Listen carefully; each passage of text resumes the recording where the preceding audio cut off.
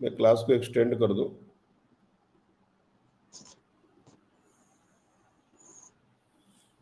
So I am extending this till 40 minutes. चलो 45 minutes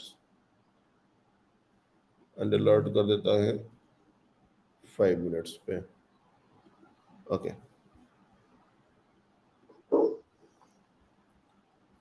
सो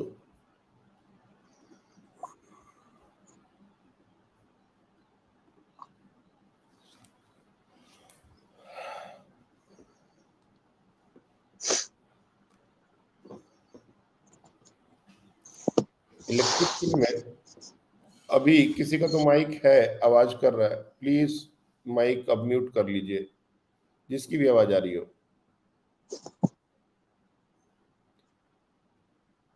कल हमने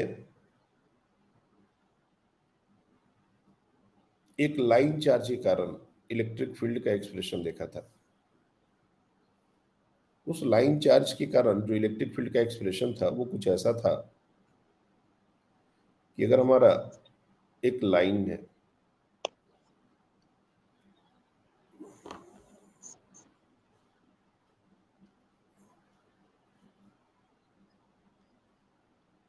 ये एक लाइन है और यहां से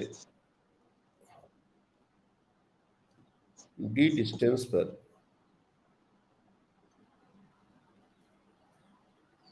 अगर हमारा कोई पॉइंट है, let's say that point is P, तो इस पॉइंट पर जो इलेक्ट्रिक फील्ड होगा, and let's say it is a positively charge rod,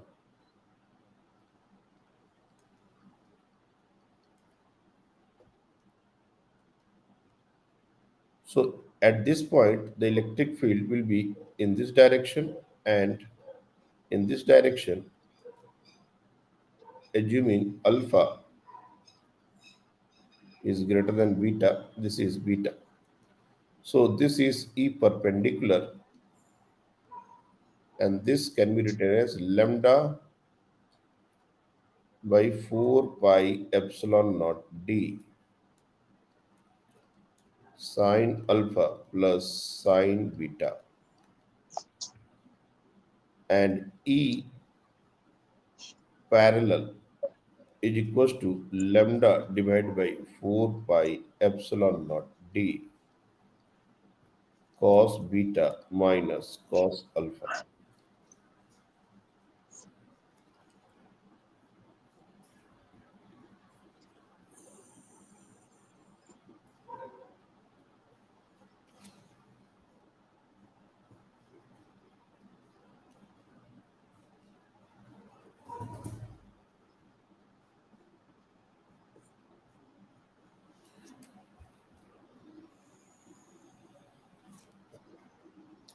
So this will be the electric field, और अल्फा और बीटा इंफिनिटी अगर होंगे for infinite rod,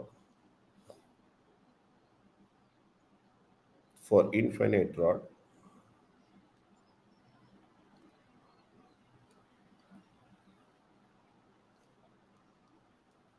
alpha tends to 90 degree, beta tends to 90 degree, and this whole expression will reduce to E parallel will become 0 and E perpendicular will become lambda divided by 4 pi epsilon naught d. Sine alpha is again 1, sine beta is again 1.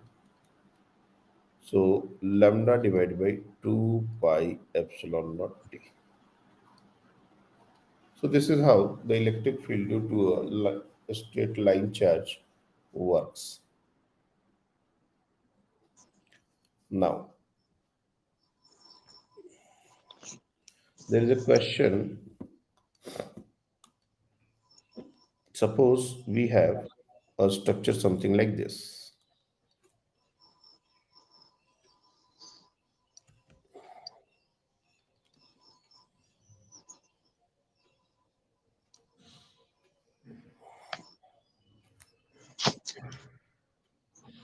किसी का तो mic लगातार आवाज कर रहा है बच्चे, वो बच्चे से मेरी बात हम बार बार पूछ रहे हैं, वो बच्चा बता भी नहीं रहा है।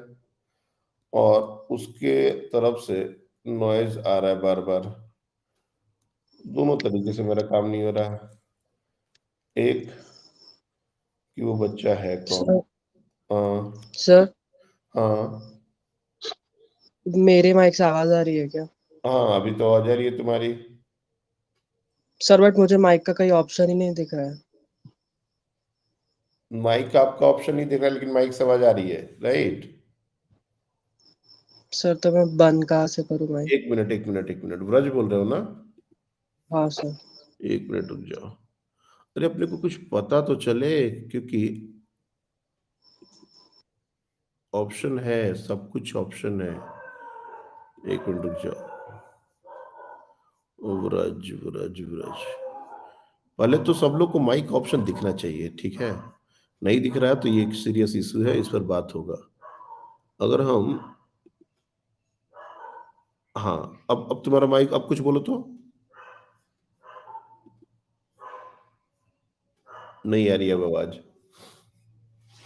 एक ऑप्शन होता है जिससे हम किसी के माइक्रोफोन को अलाउ कर सकते हैं। अब जैसे हमने यहाँ पर डिनाई कर दिया हुआ है, तो अब तुम माइक ऑन भी नहीं कर सकते। और अगर हमने यहाँ से अलाउ किया तभी माइक ऑन होगा। तो ऑप्शन है, लेकिन माइक का ऑप्शन दिखे ही ना, ये थोड़ा सा एक सीरियस इश्यू है।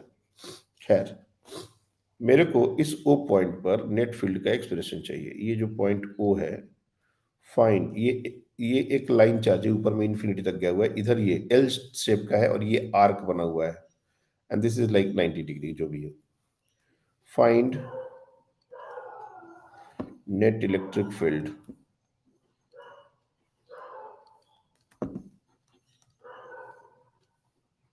एट ओ।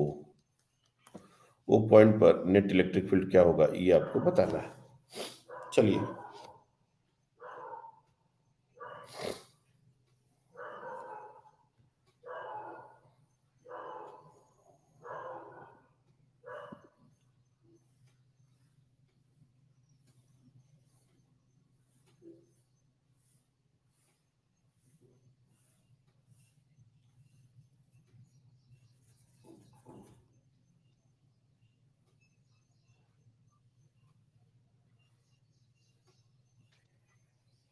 जिनका हो जाए वो हैंड रेस कर देंगे।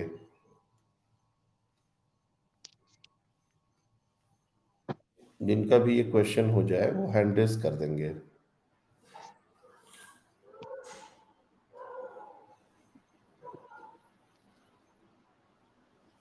अभी भी किसी का माइक काम कर रहा है? Someone mic is still working. अब ये व्रज का ही है। व्रज कुछ बोलो तो। नहीं, उसका आवाज नहीं आ रहा, तो उसका माइक तो नहीं है।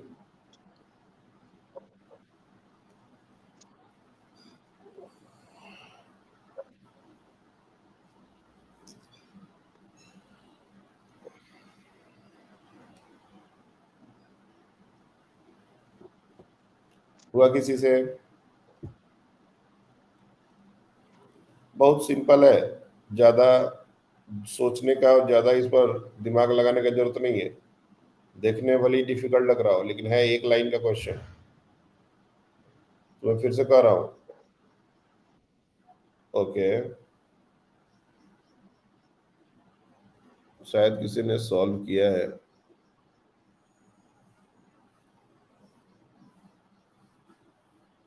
ब्रज ने आंसर किया, वेरी गुड। ये जो बच्चे लेट आए हैं ना, सही बता रहे हैं, मैं आज तो जाके सबका स्क्रीन टाइम देखूंगा। ऐसा चलेगा नहीं, ठीक है।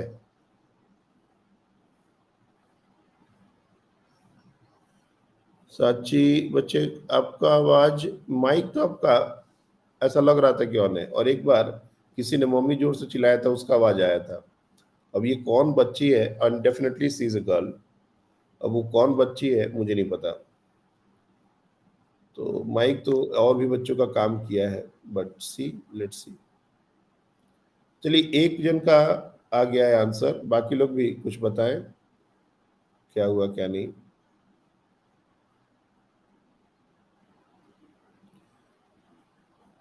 ओके। अब व्रज, आप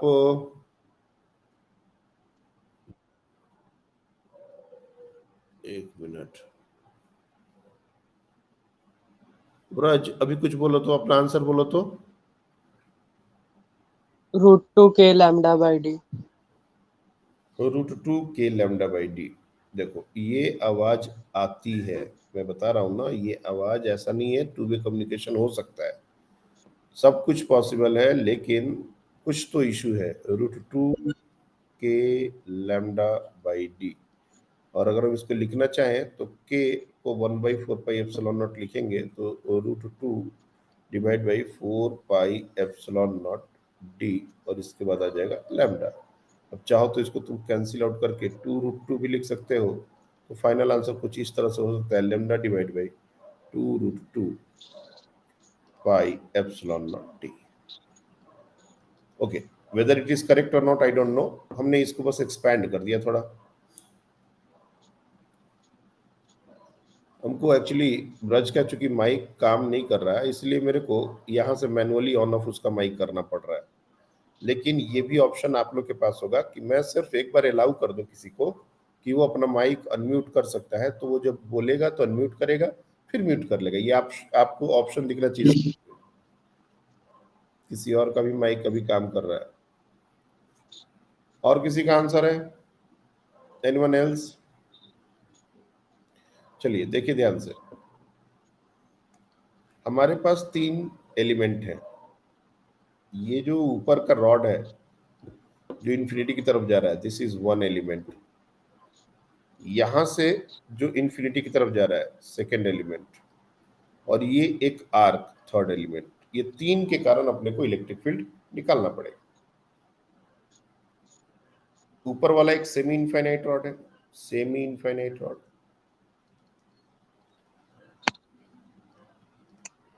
ये भी हमारा सेमी इनफाइनाइट है। किसी और का माइक काम कर रहा है, मैं बता रहा हूं, काम तो हो रहा है कुछ कुछ। और ये आर्क है, दिस इज आर्क। और इसका थीटा जो है वो 90 डिग्री है। तो सबसे पहले अपन बात करते हैं सेमी इनफाइनाइट रॉड का। कल का अगर तुमको एक्सप्रेशन याद हो, या फिर आज हमने जो लिखा है, अगर ये एक्सप्रेशन से भी तुम जाओ, तो कोई भी सेमी इनफाइनाइट रॉड का मतलब क्या हुआ, देखो यहाँ पर बना रहा हूं मैं। सेमी इनफाइनाइट का मतलब हो कि एक तरफ वो इन्फिनिटी जा रहा है और एक दूसरा ये पॉइंट है। तो कल हमने इसको बताया था कि इसमें अल्फा 90 डिग्री हो जाता है और बीटा 0 हो जाता है।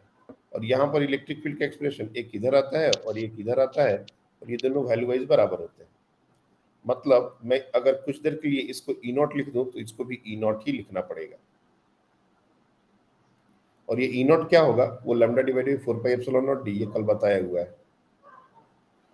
अगर मैं इसी कॉन्सेप्ट को यहाँ पर इंप्लीमेंट करना चाहता हूँ, तो फर्स्ट वाला जो एलिमेंट है उसके कारण इलेक्ट्रिक फील्ड कैसा कैसा बनेगा, इधर और इधर।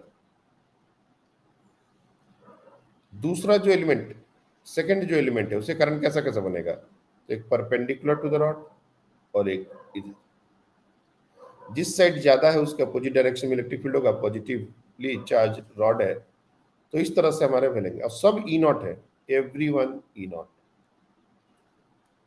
मेरे को वैल्यू कुछ देर के लिए अगर याद नहीं हो तब भी चलेगा, ये बराबर होने चाहिए। देख रहे हो सब एक दूसरे को कैंसिल आउट कर रहे हैं।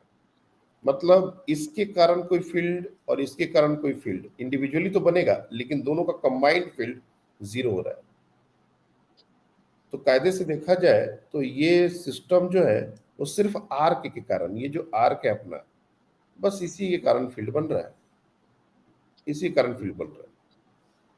ये एक सेमी इनफाइनाइट और वो सेमी इनफाइनाइट एक दूसरे को कैंसिल आउट कर रहा है। और उसके कारण फील्ड कैसा बनेगा, बाइसेक्टर पर बनेगा, इस डायरेक्शन में बनेगा, ई ड्यू टू आर्क ओनली।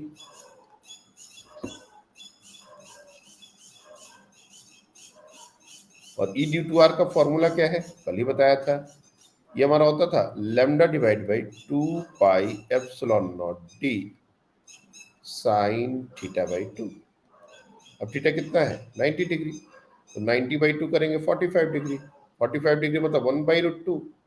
तो मतलब ये जो बच्चे ने आंसर बताया था, बिल्कुल करेक्ट आंसर बताया था।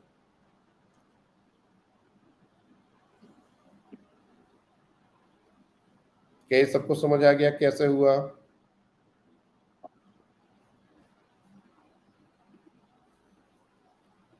किसी को अगर डाउट है तो चैट में पूछ सकते हो।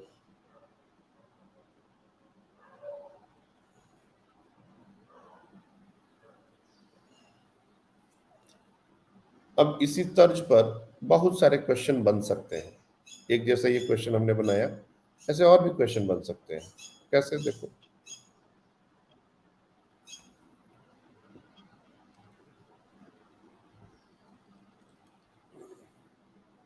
ऐसा यू शेप बनाते हैं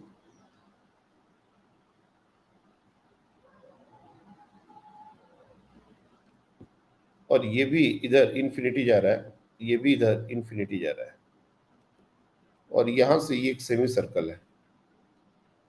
this is like a semi circle. और मान के चलो कि ये जो सेमी सर्कल है उसका सेंटर है। This part is semi circle.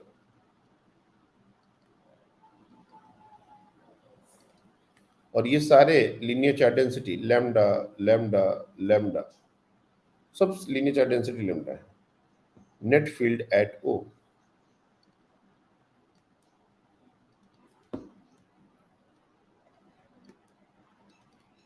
मेरे को भी पेन टैब से भी बहुत ज़्यादा कंफर्टेबल नहीं हुए हैं। एक्चुअली जितना ज़्यादा इससे हम क्लास लेंगे उतना ज़्यादा मेरा राइटिंग वगैरह और सब कुछ ठीक हो जाएगा। आईपैड से तो मतलब अब तक बहुत बहुत सारी क्लासेस हो गई, इसलिए आईपैड से जब लिखते हैं तो काफ़ी बढ़िया रहता है, लेकिन पेन टैब से भी बहुत अच्छा अंदाज नहीं मिलता। अभी मेरे को कम से कम 4-5 दिन लग जाएंगे राइटिंग सुधारने में यहाँ। चलिए ट्राई कीजिए, जिसका आ जाए हैंडल्स। और बिल्कुल उसी तरह से सोचना है, एकदम से वैल्यू पर जंप नहीं करना। पहले डायरेक्शन, कौन किसको कैंसिल आउट कर देगा, कौन किसका एड अप होगा। ओके,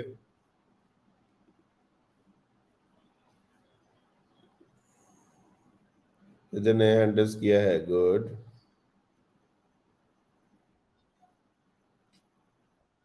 नीरल ने भी किया, ब्रज ने भी किया, वेरी वेरी गुड। बच्चों के आंसर आ रहे हैं, इसका मतलब। ओके, श्रद्धा ने भी किया, पार्थ ने भी किया, गुड।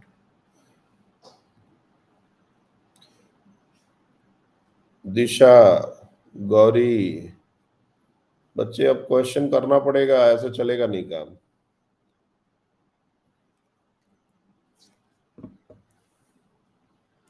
देखो, चलो 1 मिनट और लो, 1 मिनट और लो, फिर मैं इसको डिस्कस करता हूँ।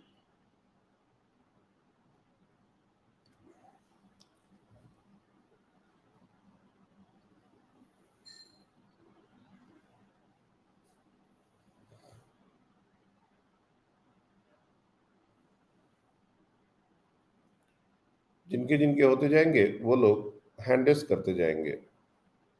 5-6 बच्चों के तो हमने देख लिए हैं, बाकी बच्चों के अप्रोच वही है, अप्रोच चेंज नहीं हुआ। तो देखो, 3 एलिमेंट की तरह इसको देखो फिर से, 1, 2 और ये 3। सबसे पहले मैं बात करूंगा 1 और 2 की। 1 एक सेमी इनफाइनाइट रॉड है, 2 एक सेमी इनफाइनाइट रॉड है। तो उनके कारण जो फील्ड बनेगा वो कैसा बनेगा, देखो। 1 के कारण बनेगा इधर और इधर, और दोनों ई नॉट, दोनों वेक्टर वैल्यू वाइज बराबर है। सेकंड के कारण जो बनेगा वो बनेगा इधर और नीचे, और दोनों वैल्यू वाइज बराबर है, ई नॉट, ई नॉट। तो ये तो एक दूसरे को कैंसिल आउट कर रहे हैं ना। और नेट कैसा बन रहा है, नीचे 2 ई नॉट बन रहा है।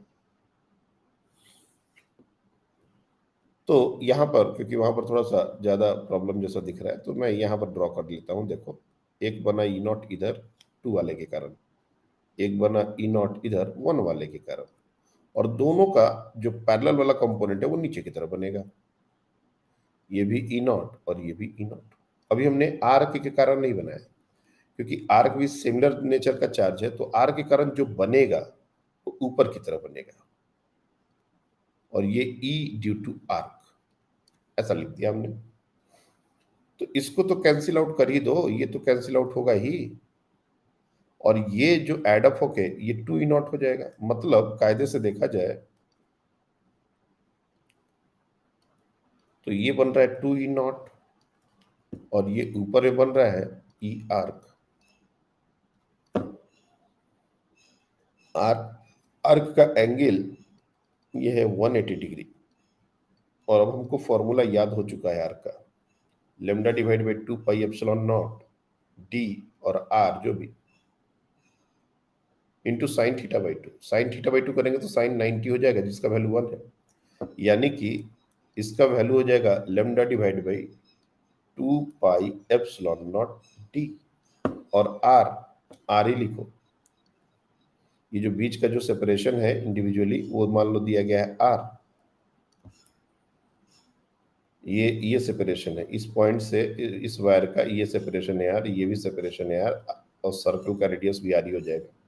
और 2 ई नॉट, ई नॉट का वैल्यू कितना होता है, तो ई नॉट हमको पता है, ई नॉट होता है lambda divide by 4 pi epsilon not D. और 2 करोगे तो ये भी हो जाएगा लेमडा, यहाँ पर ये वैल्यू हो जाएगा lambda divide by 2 pi epsilon nought are.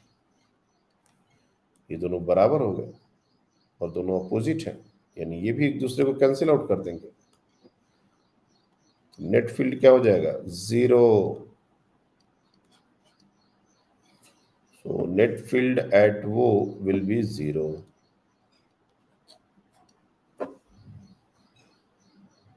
अब ये हर पार्ट का लेमडा सेम होगा ये भी कोई जरूरी नहीं है, हर पार्ट का लेमडा सेम नेचर का होगा ये भी जरूरी नहीं है। वैरायटी बहुत सारी है, मतलब जब तक तुम अप्रोच डेवलप नहीं करोगे तब तक बात बनेगा नहीं। जैसे मान लो कि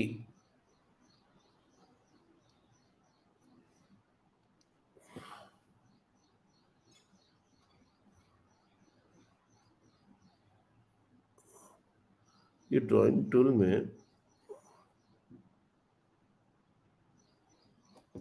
अच्छा एक मिनट,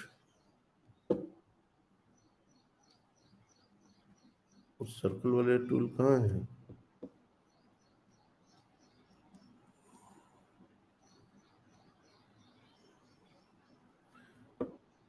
नहीं नहीं, मैं कोशिश करता हूँ सर्कल बनने की। जैसे मान लो एक रिंग जैसा बना दिया, ये एक रिंग बन गया। अब इसके मान लो 4 टुकड़े, 4 पार्ट बना दिए गए, ऐसा बना दिया गया। ऐसा डीपीपी में क्वेश्चन है, इधर ये निगेटिवली चार्ज्ड है, यहां से यहां पॉजिटिवली चार्ज्ड है, यहां से यहां निगेटिवली चार्ज्ड है, और यहां से यहां पॉजिटिवली चार्ज्ड है। तो पहले तो नेचर हमने दिखा दिया, रेडियस मान लो आर, इस सर्कल का रेडियस मान लो आर, और लीनियर चार्ज डेंसिटी सबकी अलग अलग दी गई है। इसका दिया गया है लैम्डा, इसका दिया गया 2 लैम्डा, लेट से इसका दिया गया 3 लैम्डा, और इसका दिया गया 4 लैम्डा। अब मेरे को सब लोग कैलकुलेट करके सेंटर पर नेट फील्ड कितना होगा बताना है। Find net E at centre. चलिए ट्राई कीजिए। तो ये हमारा एक सर्कल दिया हुआ है जिसके अलग अलग 4 पार्ट है, और चारों पार्ट पर लीनियर चार्ज डेंसिटी भी अलग है, नेचर भी अलग है। नेट फील्ड कितना होगा,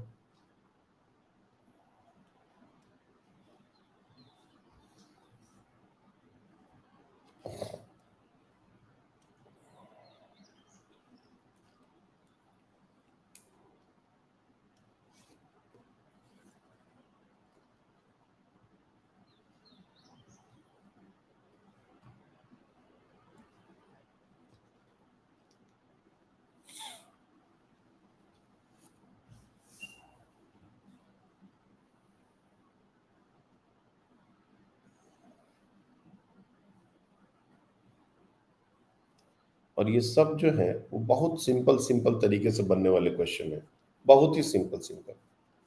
बहुत ज्यादा कैलकुलेशन वाला पार्ट में हमको नहीं जाना है, कैलकुलेशन से ज्यादा दिमाग इस बात पर लगना चाहिए कि मिनिमम कैलकुलेशन में आंसर आए। वेरी गुड, बच्चों के आंसर आ रहे हैं, दैट इज वेरी इंप्रेसिव। ने आंसर किया है, गुड।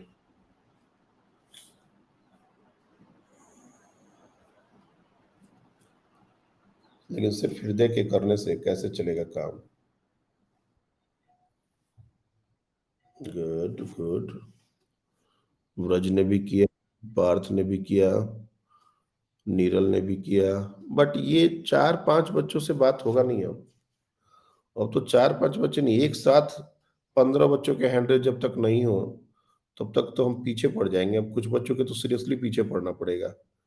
अनुश्री कभी आंसर करते हो? ना। सृजल कभी आंसर करते हो? ना।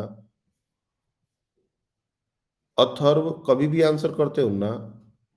मैं देख रहा हूँ कुछ बच्चे कभी आंसर ही नहीं करते। हार्दिक आंसर आता है कभी? नहीं। काहे भाई? तुम लोग नहीं पढ़ रहे क्या? गौरी क्यों नहीं आंसर आता आप लोग का? मैं बहुत सख्त होने वाला हूँ। कॉपी आप लोग लेके आइएगा जितने बच्चे कम लिए हैं। वैसे तो सब लोग लेके आएंगे। चलेगा नहीं ऐसे काम।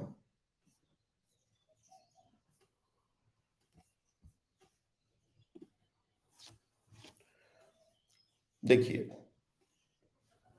अगर कायदे से देखा जाए तो इसके 4 पार्ट हैं। 6 भी हो सकते थे, 8 भी हो सकते थे। कितना पार्ट होगा क्वेश्चन का कोई लिमिट नहीं है। अपने को सुपरपोजिशन यूज करना होता है। इंडिविजुअली सबके कारण निकालो और सबका वेक्टर सम ले लो। That is how the concept works. This is how the superposition says. जितने भी एलिमेंट तुम चूज कर रहे हो उतने एलिमेंट के कारण इंडिविजुअल इलेक्ट्रिक फील्ड दिखाओ। कुछ कैंसिल आउट होते हैं तो कैंसिल आउट कर दो, एड अप होते हैं तो एड अप कर दो, और उसके बाद रिजल्टेंट निकाल दो।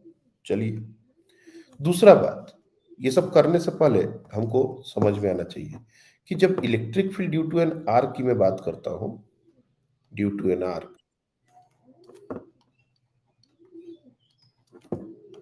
तो यहां पर इसका एक्सप्रेशन होता है lambda divide by 2 pi epsilon not, D बोलो या आर बोलो, साइन थीटा बाई 2। इंटरेस्टिंगली इस केस में सबके लिए, चाहे उसका लेमडा हो, 2 लेमडा हो, 3 लेमडा, 4 लेमडा हो, ये पार्ट सेम हो रहा है। ये साइन थीटा बाई 2 सेम हो रहा है। आर सबका सेम हो रहा है। 2 पाई एप्सिलॉन नॉट ये भी सब में रहेगा। बस हम कह सकते हैं कि ई जो है वो डायरेक्टली प्रोपोर्शनल टू लेमडा है। बाकी सब चीजें सेम है। तो इस पूरे टर्म के लिए, जैसे मान लो ये lambda divide by 2 pi epsilon nought r sine theta by 2, इस पूरे टर्म के लिए मैंने एक नाम दे दिया ई नॉट। अब मैं ये पूरा नहीं लिखूंगा, लास्ट में एक बार मैं इसको पूरा लिख दूंगा, और साइन थीटा बाई 2 थीटा की जगह 90 डाल के वो वैल्यू भी क्या होगा वो भी लिख दूंगा। तो इसका वैल्यू मैं यहीं पर असाइन कर देता हूं। ई नॉट एक्चुअली है क्या? तो ई नॉट का वैल्यू है lambda divide by sine theta by 2। Theta का वैल्यू 90 डिग्री, सबके लिए 90 डिग्री है, तो ये हो जाएगा 2√2 एप्सिलॉन नॉट आर। ये हो गया हमारा ई नॉट का वैल्यू। अब ई नॉट, अब ध्यान से देखो, ये जो पहला पार्ट है मैं नंबरिंग कर दूं तो ज्यादा अच्छा रहेगा। ये है 1, ये है 2, ये है 3, और ये है 4। तुम कैसे भी नंबरिंग कर सकते हो, उससे कोई इशू नहीं है। 1 वाले पार्ट यार, क्योंकि निगेटिवली चार्ज है, इलेक्ट्रिक फील्ड बाइसेक्टर के लॉन्ग होगा और टूवर्ड्स होगा ई नॉट। 2 के कारण that is also negatively charge, तो उसके कारण भी उधर ही होगा, और ये 2 ई नॉट होगा। 3 के कारण तो ये 4 है, और ये पॉजिटिवली चार्ज है, तो इसके कारण भी अवे की तरफ होगा और बाइसेक्टर के लॉन्ग होगा, तो इधर ही हो जाएगा। एक के ऊपर एक ना हो इसलिए मैंने थोड़ा गैप करके बनाया है। ये हो जाएगा 4 ई नॉट, और ये 3।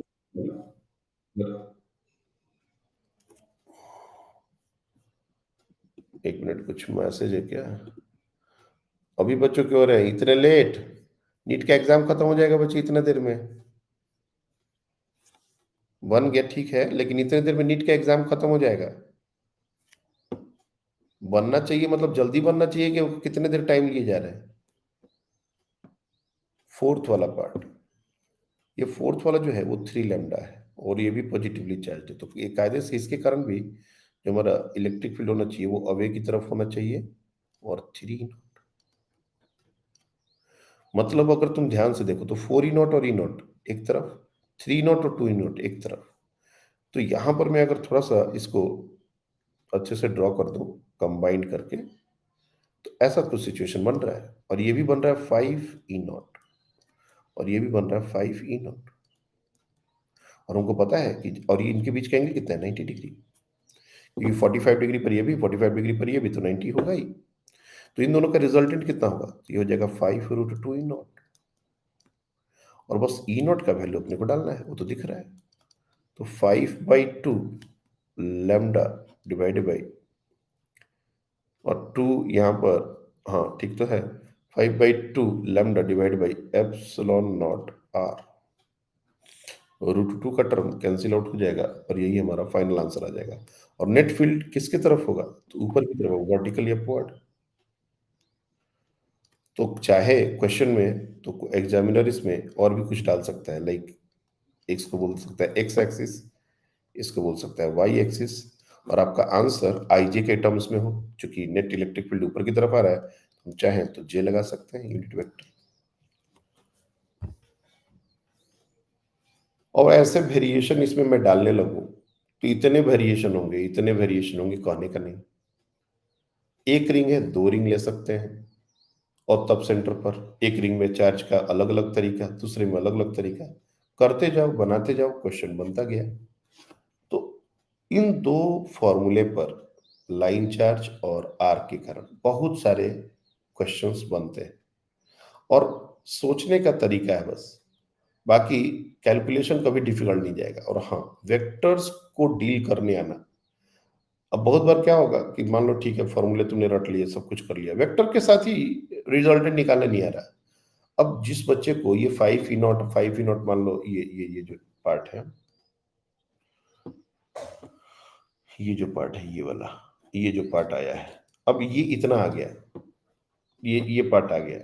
अब इसके बाद उसको रिजल्टेंट ही नहीं निकालने आ रहा, ये उसको याद नहीं है ये √2 टाइम्स ऑफ इंडिविजुअल वेक्टर होता है, तो उसको रिजल्ट निकालने में टाइम जाएगा। तो ऐसे छोटे छोटे जो चीजें हैं, जो क्लास 11th में हमने पढ़ी हैं, खास करके वेक्टर्स के बारे में, वो वेक्टर्स हमको अब पल पल काम आने वाला है। ऐसा नहीं है कि बस यहाँ पर काम आने वाला है, पीछा नहीं छोड़ने वाला। 12 का पूरा फिजिक्स वेक्टर्स के इर्द गिर्द घूमता है। 11th में वेक्टर्स बहुत ज्यादा नहीं था, एक मोशन इन 2D में छोड़ दिया जाए चैप्टर को, तो बाकी रोटेशन में थोड़ा बहुत था, एंगुलर मोमेंटम में, उसके बाद तो कहीं था ही नहीं। ग्रेविटेशन में क्या तो वेक्टर, फ्लूइड में क्या तो वेक्टर, है ही नहीं कहीं वेक्टर। शुरुआत में हमने वेक्टर सीखा, और उसको एक दो चैप्टर में कहीं कहीं यूज किया होगा, बस। लेकिन 12 में तुम बच नहीं पाओगे। स्टार्टिंग फर्स्ट चैप्टर से लेके अगले 8 चैप्टर तक वेक्टर पीछा नहीं छोड़ने वाला। और अगर वेक्टर्स में कंफर्टेबल नहीं हुए, तो ये चैप्टर्स गोल होते जाएंगे, बच्चे गोल होते जाएंगे। देखते देखते अपनी 7वीं 8वीं क्लास हो चुकी है ये। और कितना कंफर्टेबल तुम इस चैप्टर में हो रहे हो मुझे नहीं पता, लेकिन ये चैप्टर अब धीरे धीरे मिड में जा रहा है। तो जो बच्चे अभी तक इस चैप्टर को फील नहीं कर रहे हैं, या उनका बहुत ज्यादा इस पर वर्क नहीं हो पा रहा, ये चैप्टर फिर दिक्कत कर देगा। इसलिए काम कीजिए, इतने सारे डीपीपीस भेजे गए हैं, इतने सारे क्वेश्चन बैंक भेजे गए हैं, सॉल्व कीजिए। नहीं करने से तो बात बनेगा नहीं। सो ये हमारा, अब ऐसे बहुत सारे और क्वेश्चन हो सकते हैं, मैं अब उसके बारे में डिस्कस नहीं करना चाहता। और जो हमने अभी इलेक्ट्रिक फील्ड का कैलकुलेशन बताया, ये इलेक्ट्रिक फील्ड हमने जो तरीके इसको डिराइव करने के लिए लगाए, इसको बोलते हैं Coulomb's law. Coulomb's law, basic law से हमने इलेक्ट्रिक फील्ड निकाले। डेरिवेशन थोड़े बड़े बड़े हैं, लेकिन और भी तरीके हैं जिससे हम इलेक्ट्रिक फील्ड निकालते हैं। अभी हम देखेंगे, एक टर्म आएगा इलेक्ट्रिक फ्लक्स, आप लोग ने क्लास में पढ़ भी लिया होगा। तो जब हम इलेक्ट्रिक फ्लक्स डिफाइन करते हैं, गॉसेस लॉ डिफाइन करते हैं, और उसके बाद जब हम इलेक्ट्रिक फील्ड निकालते हैं, तो जैसे हमने इनफाइनाइट रॉड, ये जो इनफाइनाइट रॉड है, इनफाइनाइट रॉड के कारण हमने lambda divide by 2 pi epsilon nought r जो फील्ड का एक्सप्रेशन निकाला, ये बहुत आसानी से निकल जाएगा। ये जो एक्सप्रेशन हमने निकाला है, इतना डेरिवेशन और इतना वैल्यू पुट करने के बाद, lambda divide by 2 pi epsilon not D, ये जो तुम देख रहे हो यहाँ पर, ये जो एक्सप्रेशन आया, ये वाला, तो ये एक्सप्रेशन जो है, ये कितना बड़ा डेरिवेशन और उसके बाद अल्फा बीटा का वैल्यू पुट करने से आया। और ये 2-3 लाइन में हम डिराइव कर लेंगे। अगर ये पूरा इंजीनियरिंग का क्लास होता तो मैं इसमें, जैसे एक इनफाइनाइट शीट होता है, तुम लोग ने ये सारे गॉसेस लॉ में साथ पढ़ लिए हो, ये एक इनफाइनाइट शीट होती है, ये इस तरह का एक इनफाइनाइट शीट होता है। हम लोग इतना बनाते हैं और मान के चलते हैं कि ये ऊपर में भी ऐसे, ये ऐसे, ये एक्सपेंडेड होगा और इस पर सरफेस शेयर डेंसिटी है सिग्मा। तो इसके नियर बाई पॉइंट्स पर, मतलब यहाँ से लेट से और डी डिस्टेंस पर इलेक्ट्रिक फील्ड का वैल्यू कितना होगा। तो ये आता है सिग्मा बाई 2 एप्सिलॉन नॉट। मैं अभी के लिए लिख देता हूँ। अगर ये पॉजिटिवली चार्ज है तो अवे की तरफ नेगेटिवली चार्ज है तो टुवर्ड्स, और उसमें डी का टर्म नहीं होता। इसका भी प्रूफ किया जा सकता है कूलम्ब्स लॉ से, लेकिन ये सारे प्रूफ जो है ना वो बड़े बड़े हैं और इसका एक ऑल्टरनेटिव तरीका है। इसलिए अब इससे ज्यादा डेरिवेशन वाला पार्ट में तुम लोग को नहीं बताने वाला। गॉसेस लॉ में इनफाइनाइट शीट, इनफाइनाइट रॉड, दो दो लाइन में डिराइव होते हैं और फाइनली हमको रिजल्ट से ही मतलब है। इसलिए 2-3 आपको हमने डेरिवेशन सिखा दिए। उसके बाद के जो डेरिवेशन है वो हम लोग गॉसेस लॉ के बाद, जब गॉसेस लॉ पढ़ेंगे उसके बाद इजी वाले तरीके से कर लेंगे। इलेक्ट्रिक फील्ड में एक और कॉन्सेप्ट है जो गॉसेस लॉ के पढ़ने से पहले जरूरत है, और उसको बोलते हैं इलेक्ट्रिक फील्ड लाइंस और इलेक्ट्रिक लाइंस ऑफ फोर्स। उसके बारे में कुछ बातें हो जाए। हम्म, कुछ बात है?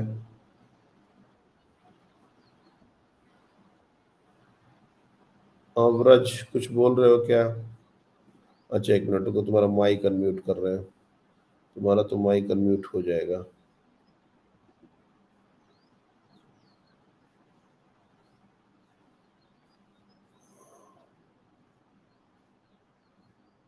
लड़का गायब ही हो गया। हम्म, एक मिनट एक मिनट। हाँ तो एक मिनट रुक जाओ। रुक जा, माइक तुम्हारा अनम्यूट कर रहा है। हाँ बोलो, बोलो बोलो।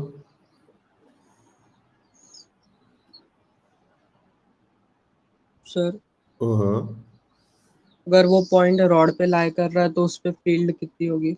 इनफाइनाइट।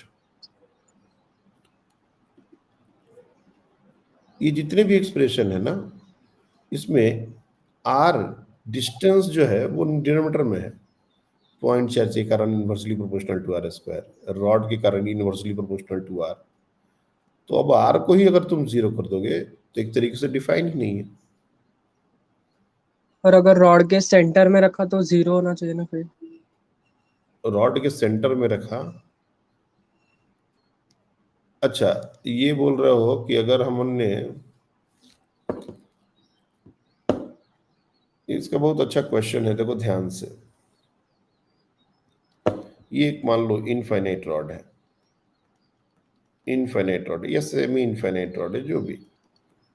इसका पॉइंट ये है कि हम लोग ये जो डिस्टेंस को ये डी लेते हैं, इसको रिड्यूस करके जीरो कर दें। ये पॉइंट हम यहाँ ना लेके ओ यहाँ कर दें, तो क्या इस पॉइंट पर फील्ड जीरो होगा? और होना चाहिए, क्यों? क्योंकि लेफ्ट में जितना चार्ज है, राइट में जितना चार्ज है, ये दोनों बराबर है।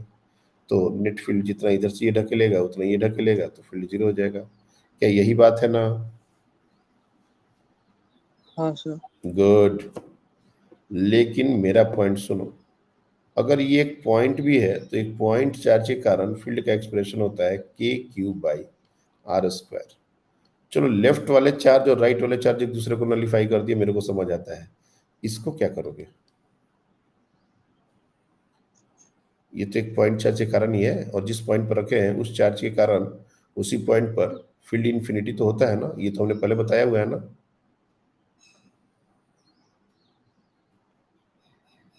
हाँ सर। इसलिए डिफाइन नहीं कर पाएंगे हम लोग। बाय द वे बढ़िया क्वेश्चन पूछे। ओके, और किसका क्वेश्चन है? चैट में लिखो, आपका माइक अनम्यूट कर पाएंगे नहीं कर पाएंगे मुझे नहीं पता, इसलिए चैट में लिखो। पार्थ, हाँ पार्थ बोलो, लोगों तुम्हारा भी कोशिश करते हैं। Hello sir. हाँ पार्थ, तुम्हारा माइक तो काम कर रहा है बराबर, क्या बात है, तुम तो खुद से अनम्यूट भी कर लिए। हाँ बोलो। हाँ बोलो, क्या हुआ?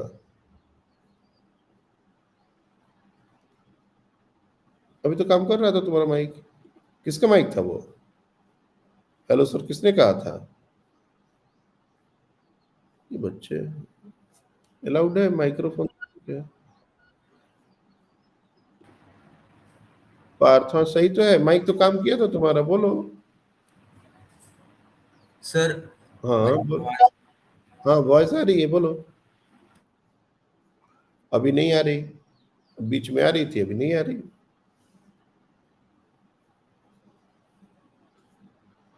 अभी नहीं आ रही, तुम चैट में ही लिख के पूछ लो, पूछना है। मैं ये जो इश्यूज आ रहे हैं मैं इस पर बात करता हूँ। माइक को लेके कुछ तो इश्यूज हैं। तुम्हारा आवाज एक दो बार आ रहा है फिर बीच में गायब हो रहा है। जो लोग कंप्यूटर से लॉग्ड इन हो ना, वो लोग को एक हेडफोन टाइप का कुछ लेना पड़ेगा। मोबाइल में तो ये सारी सुविधाएं हैं।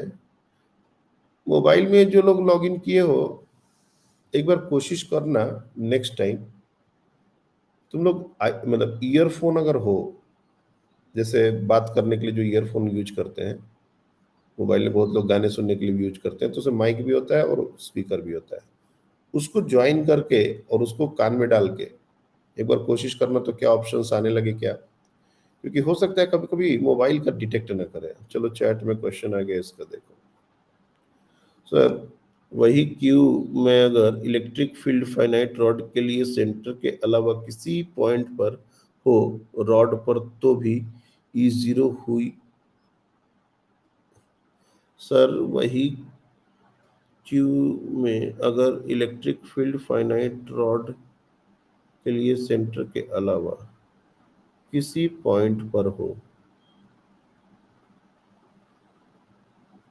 वही चार्ज में अगर इलेक्ट्रिक फील्ड फाइनाइट रॉड के लिए सेंटर के अलावा किसी पॉइंट पर हो, और तो भी ई जीरो हु। देखो अब पता नहीं तुम्हारा लास्ट का कुछ कुछ टाइपिंग सही नहीं समझ आ रहा है। मैं ये बताना चाहता हूं कि किसी भी रॉड पर किसी भी पॉइंट पर फील्ड डिफाइन नहीं होगा।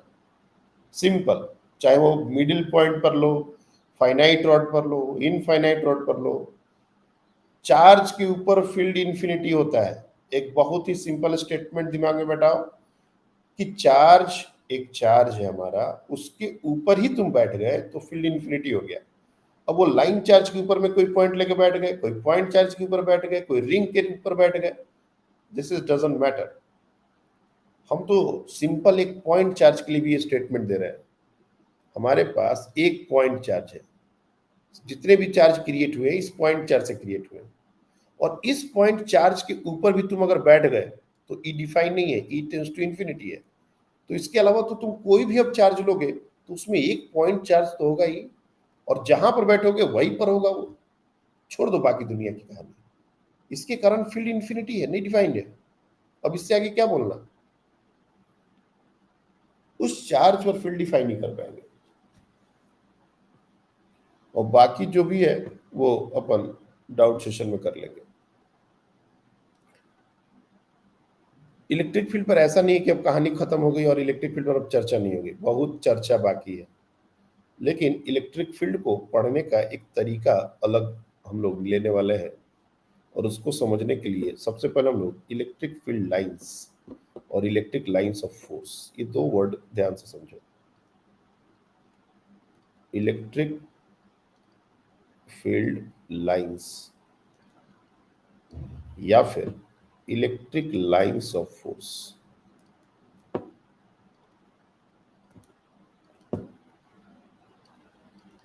इसके बारे में समझते हैं। बहुत बार तो इलेक्ट्रिक फील्ड लाइंस को इलेक्ट्रिक लाइंस ऑफ फोर्स क्यों कहा जाता है, भाईवा का क्वेश्चन होता है क्लास 12 का। वो बच्चे आंसर नहीं कर पाते। क्यों? क्योंकि मैग्नेटिक फील्ड के अंदर भी मैग्नेटिक फील्ड लाइंस है, लेकिन उनको मैग्नेटिक लाइंस ऑफ फोर्स नहीं बोला जाता। तो कॉन्ट्रास्ट में अगर इस बात को समझा जाए तो शायद कुछ बात बने, लेकिन डायरेक्टली अगर इसको समझने की कोशिश की जाए तो बात बनेगा नहीं। तो कॉन्ट्रास्ट में ही तुमको बता रहे हैं कि मैग्नेटिक फील्ड का चैप्टर आएगा आज से 1-2 महीने के बाद, 3 महीने के बाद, तो वहां पर भी मैग्नेटिक फील्ड लाइंस होंगी, लेकिन मैग्नेटिक लाइंस ऑफ फोर्स नहीं होगा। तो इलेक्ट्रिक फील्ड लाइंस को इलेक्ट्रिक लाइंस ऑफ फोर्स क्यों कहते हैं? बहुत सिंपल सा फंडा है। और चलो अभी इसको डिफाइन नहीं करते, पहले इलेक्ट्रिक फील्ड लाइंस क्या होती है वो बता देते हैं, फिर इसको डिफाइन करेंगे तो ज्यादा सही रहेगा। What are electric field lines? तो सिंपल से एक बात समझो कि इलेक्ट्रिक फील्ड के एग्जिस्टेंस को, जैसे मैंने कहा था कि जब भी मैं स्पेस में कोई चार्ज रख देता हूँ, जैसे यहाँ पर एक चार्ज हमने रख दिया, तो इसके सराउंडिंग में जो भी स्पेस दिख रहा है, और ये 2D नहीं 3D की बात हो रही है, बार बार मैं 2D पर लिखता जरूर हूँ, लेकिन विजुअलाइजेशन हमारा 3D का होना चाहिए। जब भी हमने कोई चार्ज को रखा है तो ऐसा सोचो, ये एक लाइट सोर्स की तरह है। थिंक लाइक ये एक सूर्य बल्ब की तरह है। जैसे ही रखा उससे प्रकाश बाहर निकल रहा है, और वो प्रकाश एक्चुअली में इलेक्ट्रिक फील्ड लाइंस है। वो क्या किया, उसने चारों तरफ प्रकाश बिखेर दिया, तो चार्ज ने चारों तरफ इलेक्ट्रिक फील्ड बिखेर दी। अब इलेक्ट्रिक फील्ड का एग्जिस्टेंस ऐसा तो पता चल नहीं रहा, दिख तो रहा नहीं है, इलेक्ट्रिक फील्ड दिखता नहीं है, तो उसके एग्जिस्टेंस को शो करने के लिए हमने इलेक्ट्रिक फील्ड लाइंस कॉन्सेप्ट डाला। ग्रेविटेशन में ये नहीं पढ़ते, कभी कभी ग्रेविटेशन में भी दिखा देते हैं, लेकिन ज्यादातर ये चीज इलेक्ट्रोस्टैट में पढ़नी होती है। ग्रेविटेशनल फील्ड लाइंस करके हमने आपको नहीं सिखाया, क्योंकि इलेक्ट्रिक फील्ड लाइंस अगर तुम सीख जाओगे तो उसमें उसको रिलेट कर सकते हैं, और ये इंपॉर्टेंट कॉन्सेप्ट है। बहुत सारे डायग्राम में के भी क्वेश्चन बनते हैं, मैं डीपीपी शेयर करूंगा, उसमें भी होंगे। तो what are electric field lines? तो भाई एक सिंपल स्टेटमेंट में लिख देता हूं, इलेक्ट्रिक फील्ड लाइंस आर, और ऐसे में लिख देता हूं, this lines are imaginary lines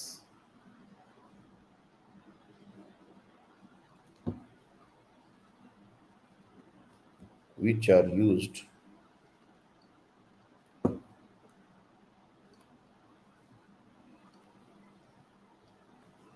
the existence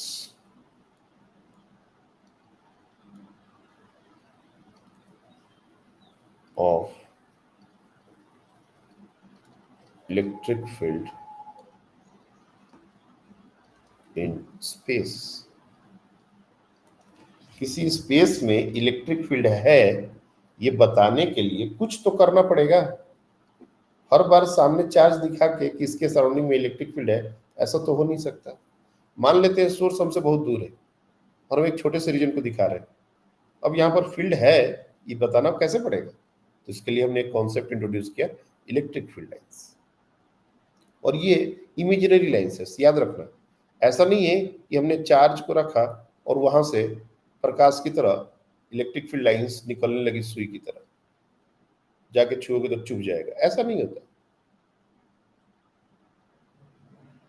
ये इमेजिनरी लाइंस है, इनको यूज किया गया, माइकल फैराडे ने यूज किया इसको एग्जिस्टेंस बताने के लिए कि भाई यहाँ पर फील्ड है। तो जब हम कोई भी चीज को ड्रॉ करेंगे तो उसके कुछ रूल्स रेगुलेशन होंगे। अब लाइंस दिखाएंगे तो कैसे लाइन बनाएंगे, क्या उसका तरीका होगा, ये सारी चीजें पढ़नी पड़ेंगी। तो उसको हम लोग पढ़ते हैं properties of electric field lines. Electric field lines तो हमने देख लिया कि क्या होती हैं, लेकिन जो मेजर हमारा डिस्कशन होने वाला है वो है properties of electric field lines. Properties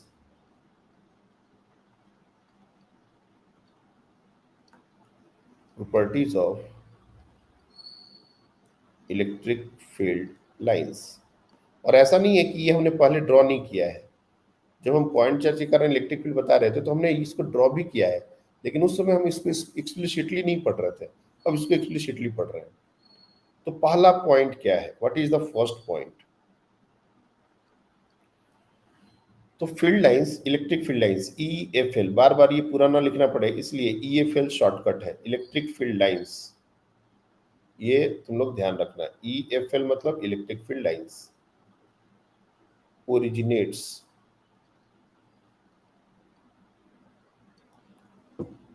from positive charge और infinity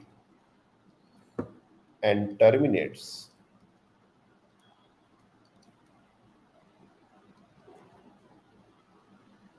at negative charge or infinity।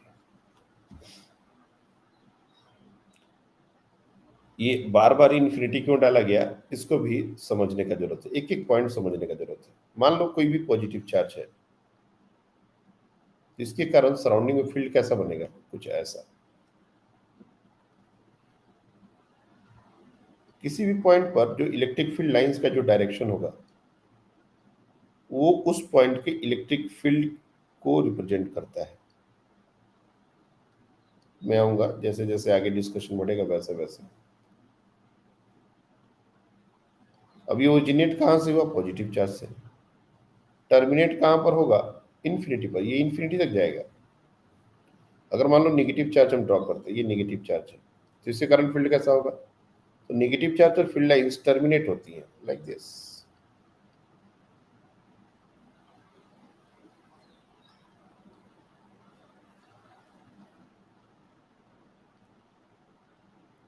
आ कहां से रही है, इन्फिनिटी से, they are coming from infinity. तो ये पहला स्टेटमेंट जो हमने लिखा है कि electric field lines originate from positive charge और इन्फिनिटी। तो सेकंड वाले डायग्राम में ये बात समझ में आना चाहिए कि और इन्फिनिटी का क्या मतलब हुआ। ये लाइंस कहां से ओरिजिनेट हुई हैं, इन्फिनिटी से ओरिजिनेट हुई हैं and terminates at negative charge और इन्फिनिटी। तो नेगेटिव चार्ज पर टर्मिनेट हुई है। पहले वाले में पॉजिटिव चार्ज से ओरिजिनेट हो रही है, नेगेटिव चार्ज अगल बगल में है नहीं, इसलिए वो इन्फिनिटी तक जा रही है, इन्फिनिटी पर जाके टर्मिनेट होंगी। तो पहले स्टेटमेंट का मतलब क्लियरली समझ आ रहा है। ऐसे बहुत सारी प्रॉपर्टीज हैं, एक एक करके हम लोग देखेंगे। एक बार पहले मैं देख लूं, टाइम तो है ना अपने पास, हाँ बहुत time.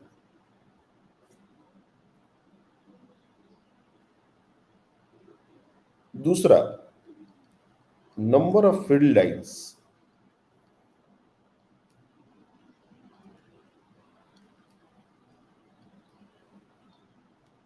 originating or terminating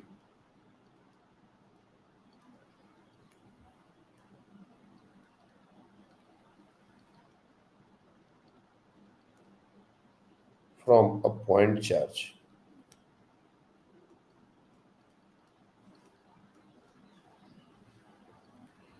is directly proportional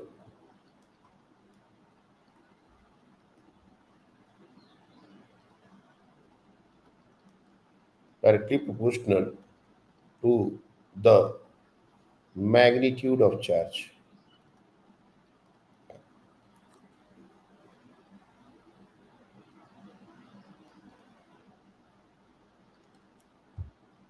इसका मतलब क्या हुआ, इसका मतलब ये है कि अगर हमने, और इसका मतलब तभी बनेगा जब दो चार्ज का फील्ड हम एक साथ ड्रॉ करने वाले हैं। जैसे मान लो यहां पर एक 2q चार्ज है और ये प्लस चार्ज है, प्लस। तो जितनी लाइंस हमने यहां से दिखाई हैं, सपोज तुमने यहां पर कुछ इस तरह से लाइंस दिखा दी,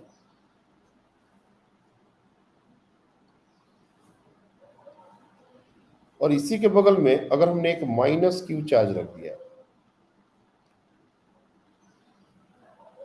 तो कायदे से 2 2 4 2 6 1 7, चलो मैं इसको थोड़ा सा 8 कर देता हूं,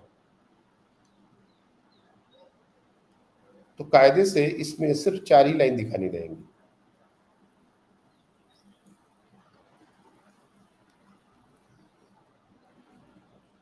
अब कहोगे सर ऐसा काउंट कर करके लाइन ड्रॉ करेंगे, पॉइंट ये नहीं है कि काउंट करना है, पॉइंट ये है कि जब भी हमको रे मतलब इलेक्ट्रिक फील्ड लाइंस ड्रॉ करनी है तो इस बात का केयर करना है कि कितना भी नहीं ड्रॉ करना किसी के लिए। एक कंपैरेटिव बात समझ में आनी चाहिए कि भाई बड़ा चार्ज है तो उसके लिए ज़्यादा होगा, छोटा चार्ज है उसके लिए कम होगा।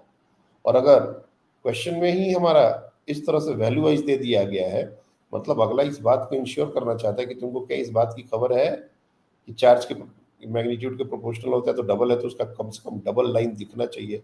अब एक एक को काउंट नहीं करेगा क्योंकि तुमको ऑप्शन मार्क करना है फाइनली, लेकिन इस बात को हमको ध्यान में रखना है कि बड़ा चार्ज है तो लाइंस ज़्यादा होंगी, छोटा चार्ज है तो लाइंस कम होंगी, और उसी के प्रोपोर्शन में कम ज़्यादा।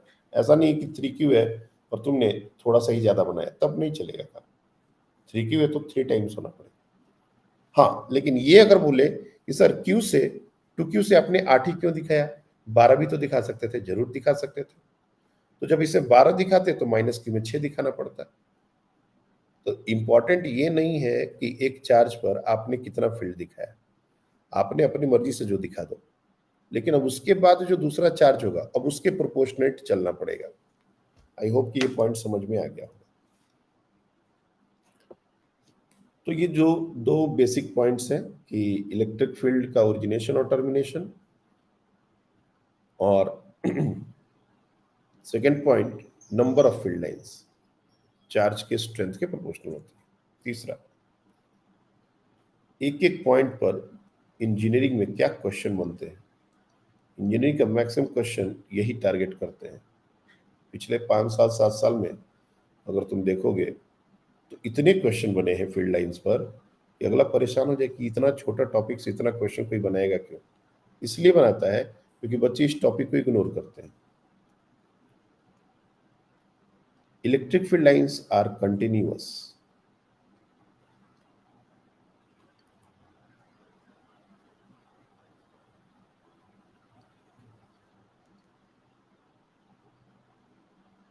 except inside conductor.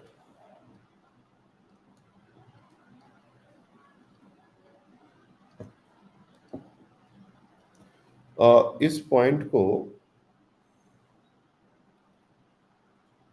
अच्छा चलो कोई बात नहीं, थोड़ा ऊपर नीचे भी बात हो सकता है। एक्चुअली सिक्वेंसिंग थोड़ा सा हम सोच रहे थे मेंटेन करने का, लेकिन कुछ पॉइंट्स हैं जो ओवरलैप करेंगे। तो जैसे अभी ये कॉन्सेप्ट समझो, जनरली हम लोग इलेक्ट्रिक फील्ड लाइंस को कुछ इस तरीके से दिखाते हैं। यूनिफॉर्म इलेक्ट्रिक फील्ड अगर किसी रीजन में बताना हो तो ये हमारा नोटेशन होता है यूनिफॉर्म इलेक्ट्रिक फील्ड का। पैरेलल लाइंस, थोड़ा सा ये कन्वर्जिंग हम बना दे रहे हैं मेरा यहाँ पर। हाँ, बहुत अच्छा राइटिंग नहीं होने की वजह से कुछ कुछ मेरे को भी दिक्कत हो रहा है।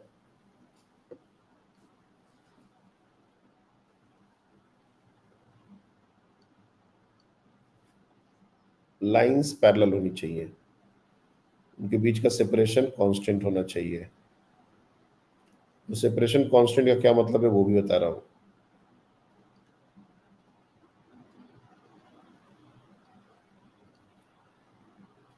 ये एक नॉर्मल नोटेशन है इलेक्ट्रिक फील्ड लाइंस का। इसके बीच का जो गैप है, ये गैप भी सेम होना चाहिए। ऐसा नहीं कि तूने पैरेलल लाइंस बना तो दी लेकिन गैप अलग अलग कर दिया, तो भी that they are not like uniform electric field. ये यूनिफॉर्म इलेक्ट्रिक फील्ड है, यूनिफॉर्म ही। किसी भी रीजन में यूनिफॉर्म इलेक्ट्रिक फील्ड को ऐसे ही रिप्रेजेंट करते हैं। Parallel lines equi spaced. कुछ कुछ लोग को लगता है कि सर सिर्फ पैरेलल लाइन ड्रॉ करने से, जैसे ये ऐसा और ये ऐसा, ये तीनों पैरेलल जरूर है लेकिन इनके बीच का सेपरेशन अलग अलग हो गया, तो this is not electric field, uniform electric field. गलत है ये, दिस इज नॉट, ये वेरिएबल इलेक्ट्रिक फील्ड हो जाएगा।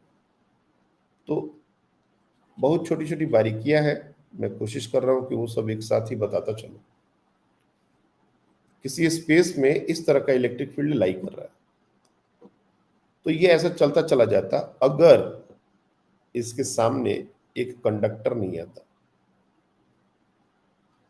अब कंडक्टर धीरे धीरे हमारा डिस्कशन में आने लगेगा। ये हमारा एक कंडक्टर है। हमने आपको क्या है कंडक्टर पहले भी बताया है और अभी बता रहे हैं कि जो कंडक्टर के पहले के डेफिनेशंस आपने पढ़े हैं, बहुत अच्छी बात है, दे आर गुड। बट इस चैप्टर के लिए कंडक्टर का सिर्फ एक ही डेफिनेशन है, a material which has infinite number of free electrons. Free electrons का समुद्र है, फ्री इलेक्ट्रॉन्स का बाढ़ है, जितना चाहिए उतना मिलेगा। कंडक्टर वो है, इनफाइनाइट नंबर ऑफ इलेक्ट्रॉन्स। बस इसी कॉन्सेप्ट से ये पूरा चैप्टर डिफाइन होता है। बाकी वो हीट का कंडक्शन करता है तो चार्ज का करंट का करंट कंडक्शन करता है, कंडक्टर, ये सब मेलिएबल, डक्टाइल, ये सब नहीं चलता यहाँ।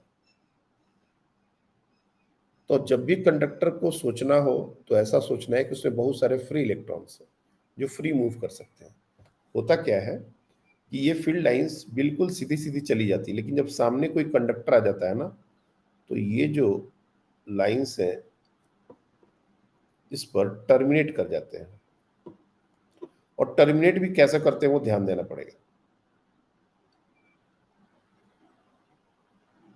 लाइक दिस,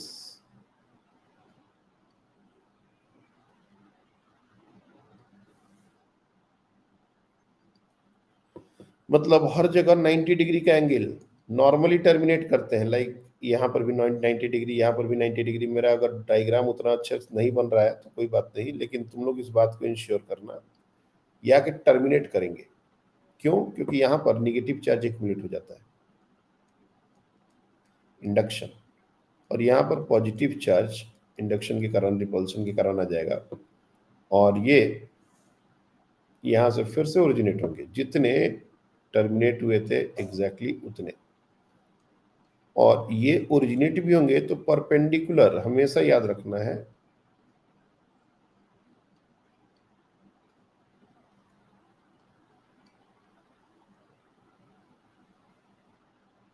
तीन दो पांच बनाया था ना, हाँ 3 2 5, चलो ठीक है। कुछ इस तरीके से ये लाइंस होंगी, और यहां पर लाइंस नहीं है।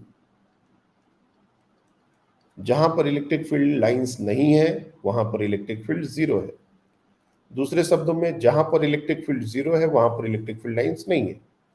तो मैंने क्या लिखा है? Electric field lines are continuous except inside conductor. ये जो रीजन है ये अंदर कंडक्टर के अंदर का है। This is a solid conductor, solid conductor. Hollow वो कंडक्टर नहीं है, अंदर से खोखला, सॉलिड कंडक्टर है। और उसके अंदर इलेक्ट्रिक फील्ड लाइंस हमने ड्रॉ नहीं की, मतलब उसके अंदर इलेक्ट्रिक फील्ड जीरो है। और इलेक्ट्रिक फील्ड लाइंस जो टर्मिनेट हो रही हैं और जो ओरिजिनेट हो रही हैं, ये तो सब 90 डिग्री बना रही है, सब 90 डिग्री। क्यों बनाती हैं? तो क्योंकि कंडक्टर एक इक्विपोटेंशियल सरफेस होता है। अब ये इक्विपोटेंशियल क्या है? क्योंकि तुम लोग थोड़ा थोड़ा पढ़े होगे तो थोड़ा थोड़ा तुम लोग को आइडिया होगा। वैसे हम लोग जल्दी ही पढ़ने ही वाले हैं। सो मेरा क्या पॉइंट है? Electric field lines are continuous except inside conductor. ये कुछ इस तरीके से है।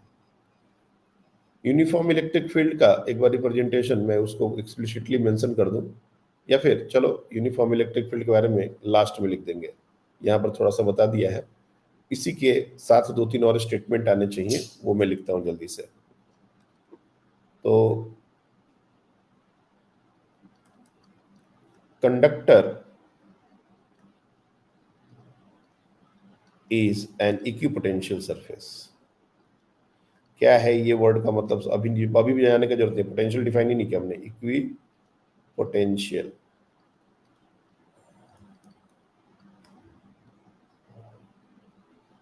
सरफेस, पहला पॉइंट। और दूसरा point, electric field lines always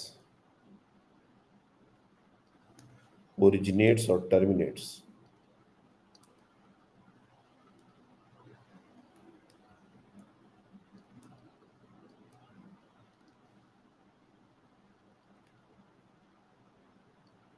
on an equipotential surface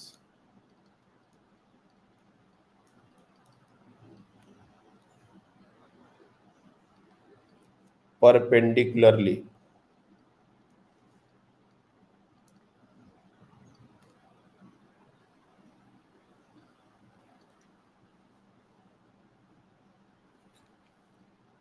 terminate भी होगा अगर कंडक्टर पर तो परपेंडिकुलर, ओरिजिनेट भी होगा तो परपेंडिकुलर। और ये जो कंडक्टर है ये हमारा न्यूट्रल कंडक्टर है। ये जो डायग्राम हमने बनाया है ये न्यूट्रल कंडक्टर है, मतलब उस पर नेट चार्ज जीरो है। इसलिए जितनी लाइंस टर्मिनेट हुई थी उतनी ही लाइंस ओरिजिनेट हुई। अगर इस पर नेट चार्ज होता पॉजिटिव तो जितनी लाइंस टर्मिनेट हुई उससे ज़्यादा लाइंस ओरिजिनेट होती। अगर इस पर निगेटिव चार्ज होता तो जितनी लाइंस टर्मिनेट हुई उससे कम लाइंस ओरिजिनेट होती। ये जितनी बातें हैं अगर नहीं समझ में आ रही है कोई बात नहीं, हम लोग इस पर प्रॉपर्टीज ऑफ कंडक्टर में भी डिस्कशन कंटिन्यू करेंगे। ये सब प्रॉपर्टीज ऑफ कंडक्टर में भी आएगा, लेकिन जितना पॉइंट अभी मैं इलेक्ट्रिक फील्ड लाइंस के लिए बताना चाहता हूँ अगर वो भी अभी के लिए समझ में आ गया तो बहुत बड़ी बात है। तो इलेक्ट्रिक फील्ड लाइंस कंटिन्यूअस है, कंडक्टर के अंदर डिसकंटिन्यूअस है।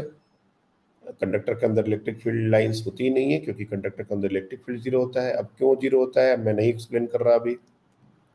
कंडक्टर एक इक्विपोटेंशियल सरफेस होता है और जब भी कोई इक्विपोटेंशियल सरफेस पर इलेक्ट्रिक फील्ड लाइंस ओरिजिनेट या टर्मिनेट करेंगी वो हमेशा परपेंडिकुलरली करती है और वो लोकल जो एरिया होता है उसके परपेंडिकुलर। अगर ये पूरा सर्कल या फिर स्फीयर बना देते तब भी डायग्राम कुछ और होता है। ये हमने आर्बिट्ररी शेप का इसलिए बनाया ताकि हर जगह 90 डिग्री इंश्योर हो सके।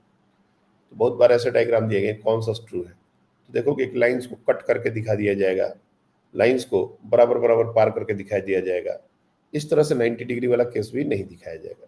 तो कौन सा करेक्ट है कौन सा रॉन्ग है इसमें ये बहुत मैटर करता है। उसके अलावा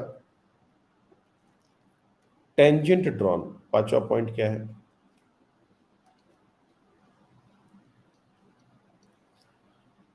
टेंजेंट ड्रॉन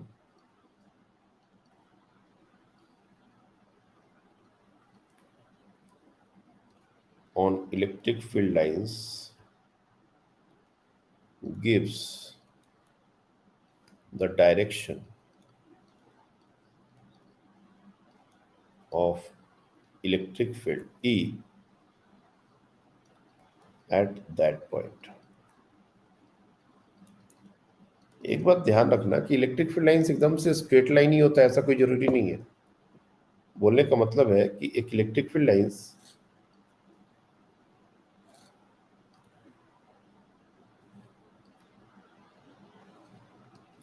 ऐसा भी हो सकता है, कोई बुराई नहीं है, ऐसा भी इलेक्ट्रिक फील्ड लाइंस हो सकता है। तो किसी भी पॉइंट पर फॉर एग्जांपल यहां पर अगर हमसे पूछा जाए कि इलेक्ट्रिक फील्ड का डायरेक्शन क्या होगा तो यहां पर टेंजेंट ड्रॉ करना पड़ेगा लाइक दिस। यहां पर इलेक्ट्रिक फील्ड का डायरेक्शन क्या होगा तो यहां पर टेंजेंट ड्रॉ करना होगा लाइक। यहां पर हमको इलेक्ट्रिक फील्ड का टेंजेंट ड्रॉ करना होगा अलोंग लाइक दिस। यहां पर अगर इलेक्ट्रिक फील्ड का डायरेक्शन क्या होगा लाइक दिस टेंजेंट, ठीक है ना। तो जिधर इलेक्ट्रिक फील्ड जा रही है उसी डायरेक्शन में हम टेंजेंट ड्रॉ करेंगे तो this will give you the direction of electric field at that point. अगर ये स्ट्रेट लाइन हो तब तो ड्रॉ करने का जरूरत ही नहीं है, वो स्ट्रेट लाइन का ही डायरेक्शन इलेक्ट्रिक फील्ड का डायरेक्शन हो जाएगा। फॉर एग्जाम्पल अगर तुम देखो जैसे यहाँ पर पॉइंट चार्जेस के कारण हमने स्ट्रेट स्ट्रेट लाइन बनाई है, तो स्ट्रेट लाइन का मतलब क्या हुआ?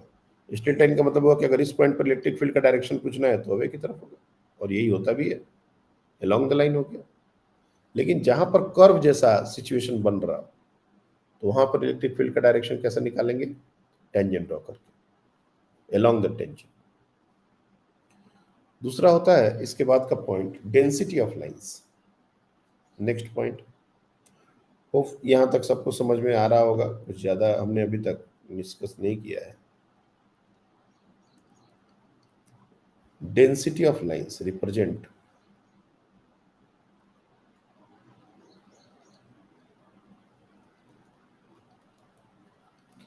density of lines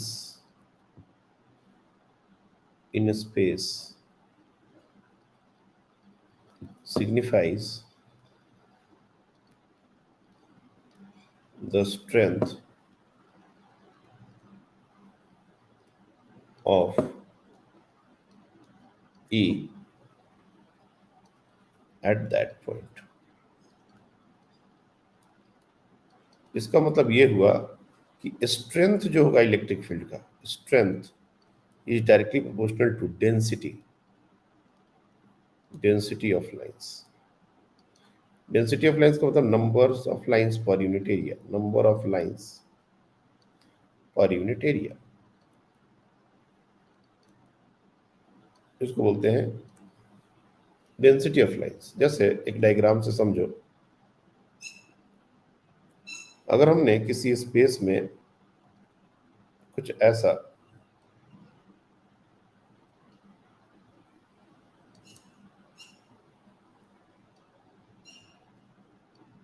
इस तरह का फील्ड लाइंस बना दिया और तुमसे इस तरह का फील्ड बनेगा, तुमसे पूछा गया comment on the electric field at point A, at point B, at point C, कहां पर ज्यादा है और कहां पर फील्ड कम है। तो हम देखेंगे यहां पर हमने एक एरिया बना दिया,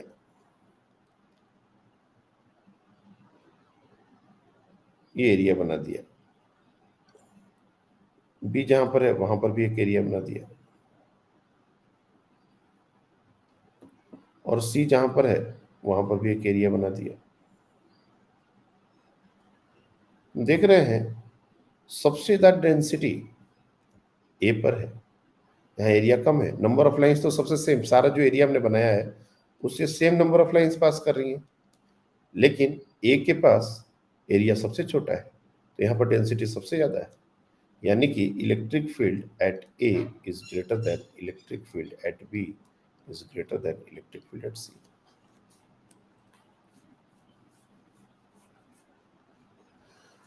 तो ये हो गया हमारा density of line signifies the strength of electric field at any point.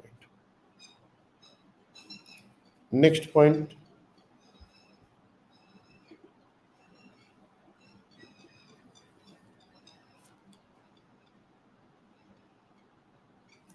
ये कौन सा पॉइंट था, छठा। नेक्स्ट पॉइंट देखिए, यूनिफॉर्म इलेक्ट्रिक फील्ड के बारे में फिर से बात कर लें। Uniform electric field is represented by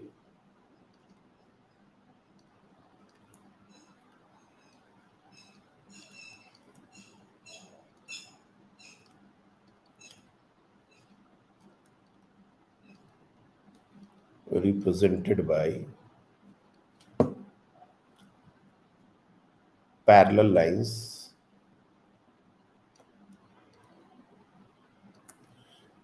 parallel and इक्विस्पेस्ड, एक ही साथ लिख लो तो ज्यादा अच्छा है, पैरेलल एंड इक्विस्पेस्ड।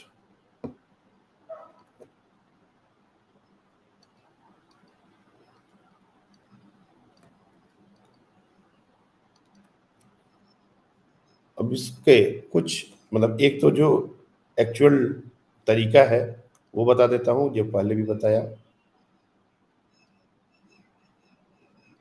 देखो तुमको जब ड्रॉ करना है तो थोड़ा ऊपर नीचे चल जाएगा, लेकिन जब बुक का डायग्राम होगा तो हमको ये चीज इंश्योर करनी है कि इनके बीच का गैप कांस्टेंट है, they are not converging, they are not diverging. बहुत बार लोगों को ये डायग्राम, ये हमारा यूनिफॉर्म है, लेकिन कभी कभी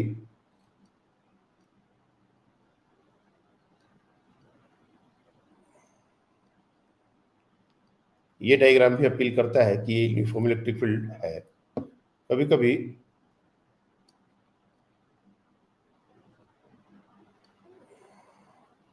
ये सब पैरेलल टाइप से ही बनाएंगे। तो ये दोनों जो बाकी के डायग्राम हमने बनाए हैं ये नहीं है,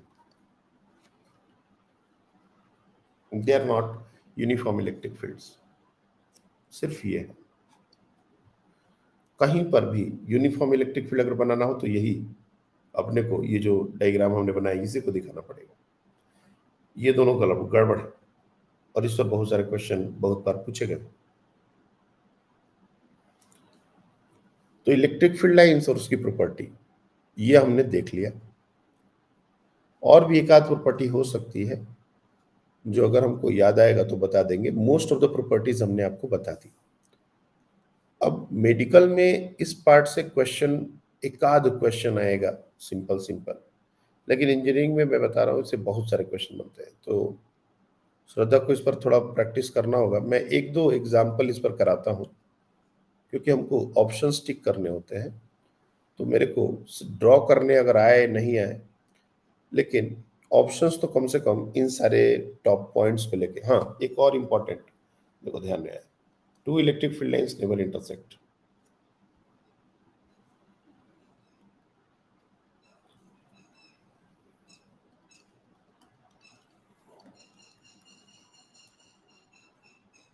Two electric field lines never going to intersect.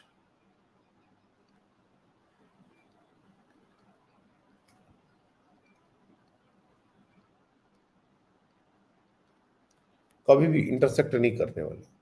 क्यों? क्योंकि एक ही मतलब दो, जैसे मान लो ये एक फील्ड लाइन हमने बनाई और ये एक फील्ड लाइन हमने बनाई, एक ही पॉइंट पर इलेक्ट्रिक फील्ड का दो डायरेक्शन कैसे हो सकता है? मान लो, जैसे मान लो ये फील्ड ऐसा, ये फील्ड ऐसा, यहां पर एक ही करंट फील्ड हो जाएगा ऐसा, एक ही करंट। एक पॉइंट पर नेट फील्ड किसी एक डायरेक्शन में होगा, दो डायरेक्शन में एक ही पॉइंट पर इलेक्ट्रिक फील्ड नहीं हो सकता। कुछ क्वेश्चन है इसका, है किसका क्वेश्चन है? देख तो कोई नहीं रहा, किसने हैंड रेज किया था?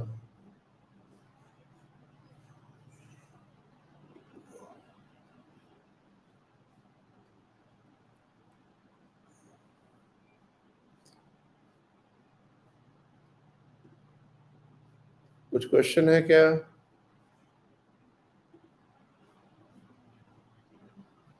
ये बहुत ऑड हो रहा है, बहुत ज्यादा टाइम खा रही है।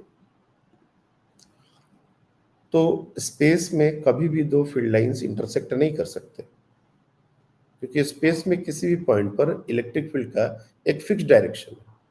और अगर हम दो लाइंस को एक ही पॉइंट पर कट करवा रहे हैं, मतलब हम उसी पॉइंट पर दो इलेक्ट्रिक फील्ड को जस्टिफाई कर रहे हैं। गलत है ये, ऐसा कभी भी लाइंस नहीं बनाना है। बहुत सारी लाइंस हैं, एक के बाजू में एक बना दो, कट मत करो कायदे से। There should not cut. This is very much similar to streamline flow, class 11th। दो स्ट्रीम लाइंस बाजू बाजू में हो सकती हैं, लेकिन कट नहीं कर सकती। तो ये सब सारे पॉइंट्स हैं जो हमको कोई भी इलेक्ट्रिक फील्ड लाइन ड्रॉ करने में यूज करने हैं। अब simple simple electric field lines कैसे ड्रॉ करते हैं, तो जैसे कुछ एग्जांपल मैं आज के लिए एक दो कर लेता हूं। एक पॉइंट चार्ज का तो हमने बता ही दिया, पॉजिटिव और नेगेटिव। मान लो ये एक प्लस चार्ज है, इसका वैल्यू है क्यू, और एक माइनस चार्ज है, इसका भी वैल्यू है क्यू, मतलब बेसिकली माइनस क्यू चार्ज है। दोनों इक्वल ही चार्ज रखे हमने, नेचर वाइज अपोजिट। तो लाइंस कैसी बनेंगी? तो हमने पढ़ा है कि पॉजिटिव चार्ज से लाइन ओरिजिनेट होती है और नेगेटिव चार्ज पर टर्मिनेट होती है। तो समथिंग लाइक दिस। क्योंकि दोनों चार्ज बराबर हैं, तो जितनी लाइंस हम ओरिजिनेट कराएंगे उतनी लाइंस को यहाँ पर आके टर्मिनेट कराना पड़ेगा।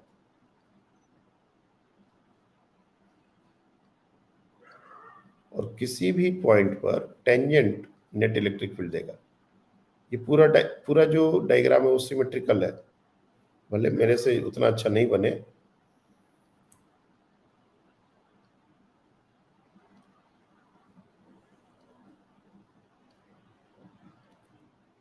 इसके अलावा कुछ ऐसे भी बनाते हैं हम लोग।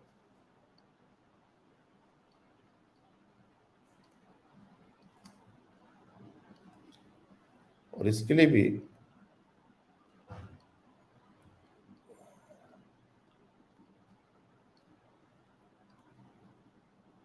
इस तरीके से बना सकते हैं। तो हमने बहुत सारी चीजें यहाँ पर इंश्योर करी हैं। सबसे पहले तो जितनी लाइंस पहले वाले चार्ज से निकली, पॉजिटिव चार्ज से लाइंस निकल रही हैं, ये इंश्योर किया। जितनी लाइंस निकल रही हैं उतनी लाइंस ऑलमोस्ट सारी टर्मिनेट कर रही हैं। अब बहुत सारे बच्चों को ये भी डाउट हो सकता है कि सर ये वाला पार्ट आपने क्यों बनाया, ये वाला पार्ट या ये वाला पार्ट? इसलिए क्योंकि फील्ड लाइंस घूम के भी आती हैं, इन्फिनेटली जगह से घूम के भी आती हैं, इसलिए लेफ्ट साइड का भी डायग्राम मैक्सिमम लाइंस टर्मिनेट होंगी। ये जो रीजन बन रहा है यहाँ इधर ही से मैक्सिमम लाइंस पास करने वाली है, लेकिन ऐसा नहीं है कि कुछ लाइंस इधर नहीं आएंगी, लाइंस आएंगी। अगर हम इधर लाइन नहीं दिखाए, तुम सोचो, अगर हम इधर लाइन नहीं दिखाए मतलब हम कह रहे हैं इधर इलेक्ट्रिक फील्ड जीरो है। अगर हम इधर लाइन इलेक्ट्रिक फील्ड लाइंस नहीं दिखाए तो इधर इलेक्ट्रिक फील्ड जीरो है। जबकि तुमको पता है कि अगर इक्वल एंड अपोजिट चार्जेस हम रखते हैं तो कोई ऐसा पॉइंट स्पेस में नहीं होता जहाँ पर इलेक्ट्रिक फील्ड जीरो होता है, कहीं ऐसा पॉइंट नहीं होता। तो जब कहीं ऐसा पॉइंट नहीं है मतलब इलेक्ट्रिक फील्ड को हर जगह दिखाना पड़ेगा, हर जगह दिखाओ। आई बात समझ में? तो आज हम लोग यही तक रखते हैं। और एक इम्पॉर्टेंट बात कि आज क्लास थोड़ा हमने एक्सटेंड भी कर पाए, इसलिए क्योंकि आज छुट्टी थी। और जिस तरह से आज बच्चों ने लेट ज्वाइन किया, सीरियसली ये एकदम हॉरिबल है।